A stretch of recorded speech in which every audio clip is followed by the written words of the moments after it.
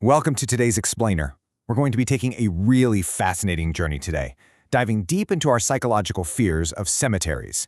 And then we're going to completely flip the script and compare those fears with the surprising, highly regulated ecological reality of how these spaces are actually built. It's time to bridge that gap between human anxiety and environmental science. So be honest with me for a second. Do you hold your breath when you drive past a graveyard? Maybe you instinctively lock your car doors, or you just feel this sudden chill. Look, it's an incredibly common reaction. We all have this underlying unease, and honestly, it's heavily fueled by Hollywood tropes. We've literally been conditioned by decades of movies to expect zombies bursting out of the dirt or ghosts floating around headstones. We learned super early on not to enter a graveyard alone, and that pretty much sets the stage for a lifetime of misunderstanding. Here's our quick roadmap for today. We're going to cover Section 1, the fear of cemeteries, Section 2, defining death-related phobias, Section 3, treating specific phobias, Section 4, planning a modern cemetery, Section 5, environmental and social impacts, and finally, Section 6, finding peace in reality. Okay, let's jump right into Section 1, the fear of cemeteries. Now, cometrophobia, which is the abnormal and persistent fear of cemeteries, is absolutely not just a mild dislike. It triggers severe, very real physical reactions. We're talking about shortness of breath, dizziness, sweating, shaking, heart palpitations, and even full-on anxiety attacks that can just completely overwhelm a person. These aren't exactly your everyday reactions to simply seeing a patch of grass and some stone, right? So why does an inanimate place cause such an intense physical response? Well, a big part of it is that in the modern era, cemeteries have largely been pushed away from urban centers. We just aren't interacting with them on a daily basis anymore. Think about that for a second. Our lack of everyday interaction makes these spaces feel entirely foreign and strange.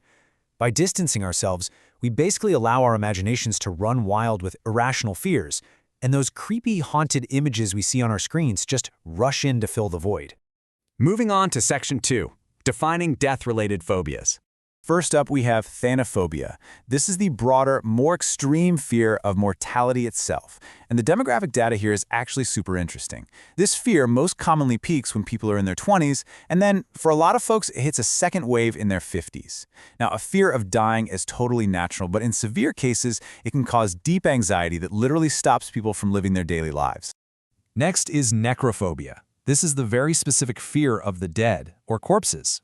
This one often stems from past traumatic experiences, cultural superstitions, or, believe it or not, even germophobia. People dealing with this might experience massive panic attacks at funerals or memorial services, especially if they haven't mentally prepared themselves to be in the presence of the deceased. And then we have placophobia, which is the fear of tombstones. Now, this might sound highly specific, and you might be thinking, well, just avoid tombstones, problem solved. But think about the real-world impact here. It can severely complicate the grieving process when someone is trying to make end-of-life arrangements for their loved ones, or if they desperately want to pay their respects but physically cannot bring themselves to approach a grave marker. Let's look at Section 3, treating specific phobias. So, how do we fix this? When tackling these fears, institutions like the Mayo Clinic highly recommend the exposure therapy process. Basically, you focus on changing your response very, very gradually. You start incredibly small, maybe just sitting quietly and thinking about a cemetery. Once you're okay with that, you open up Google and literally just look at pictures of cemeteries until your anxiety drops. Finally, you take the big leap and visit one in person. You might start with a quick drive-by and eventually step inside during bright daylight hours. Of course, exposure isn't the only tool doctors have. Cognitive behavioral therapy, or CBT, is huge for helping patients actively challenge their worries and learn how to tolerate uncomfortable feelings. For those intense physical symptoms, like that racing heartbeat we talked about, doctors might even prescribe beta blockers, which actually block the stimulating effects of adrenaline. Sedatives can also be used to lower anxiety, though obviously with strict caution. And, as you might guess, mindfulness and deep breathing are completely foundational for managing this kind of stress. Okay, let's totally shift gears here for Section 4, planning a modern cemetery. Take a look at this. This is the proposed site for the Rift View Memorial Park in Nakuru County, Kenya. Notice how bright, dry, and entirely ordinary this land looks? It completely shatters that spooky, foggy graveyard myth we all hold on to. It's just normal, everyday terrain waiting to be engineered with an immense amount of care. Get this, the developers here leased 36.5 hectares from a massive conservancy, and their main goal? To keep a natural setting. Rather than creating some barren, dead zone, this space acts as a living, breathing ecological park. It's wild to think about. But by maintaining this land as a cemetery, they are actually creating a safe haven for local species, like zebras, impalas, and buffalo. It protects them against poaching and illegal logging. It's literally a protected green space. This brings us perfectly to Section 5, Environmental and Social Impacts. You see, planning one of these sites isn't just about digging plots. Planners have to carefully study the surrounding infrastructure.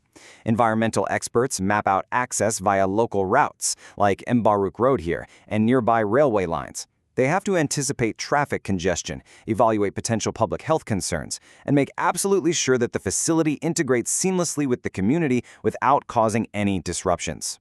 And the science goes literally deep underground. To prevent water contamination and ensure total safety, engineers analyzed the geology all the way down to the bedrock.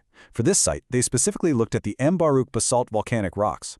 Soil testing confirmed they had deep clay loams of over 15 feet to safely accommodate burials. They also mapped out the east-to-west drainage to prevent runoff into seasonal rivers. They even planned for sinking a borehole to ensure a sustainable water supply for the grounds. It is a serious feat of engineering. When you strip away the ghosts and superstitions, urban planners are evaluating internment methods purely on their ecological and social impact.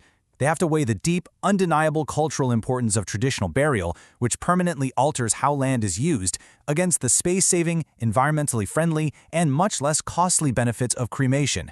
It's this incredibly complex balancing act between respecting culture, managing land, and protecting the environment. Finally, let's wrap things up with Section 6, Finding Peace in Reality. All right, bringing it all back home. If you're still feeling that pit in your stomach, you can conquer your fear in real time by applying some structured strategies from Memorial Park experts. First, only visit during the day when the sun is out. Travel with trusted friends or family so you aren't alone. When you arrive, make a beeline directly to the specific grave site. Getting right to the point limits your exposure time. And once you're there, intentionally take a few minutes to close your eyes, breathe, pray, or meditate to actively calm your mind. The crucial takeaway here is that knowledge is basically your best armor. When you actually understand the intense environmental regulations, the rigorous soil testing, the wildlife conservation efforts, and just the sheer amount of urban planning that goes into these spaces, it completely strips away the horror movie facade. Understanding the reality makes the space feel safe, grounded, and intensely normal. Princeton Memorial Park hit the nail on the head when they said cemeteries foster a connection between the past and present. A modern cemetery isn't a place of horror. It's a beautiful, quiet space specifically engineered to honor history and memory. It acts as a bridge between the generations that came before us and the vibrant, living ecosystem of today. So, I'm going to leave you with this one final thought. The next time you drive by those wrought iron gates, are you going to hold your breath and let the Hollywood myth take over? Or will you look through those gates and appreciate the quiet, deeply ecological, and carefully planned reality inside? Thanks for joining me on this explainer, and I highly encourage you to keep questioning the myths around you.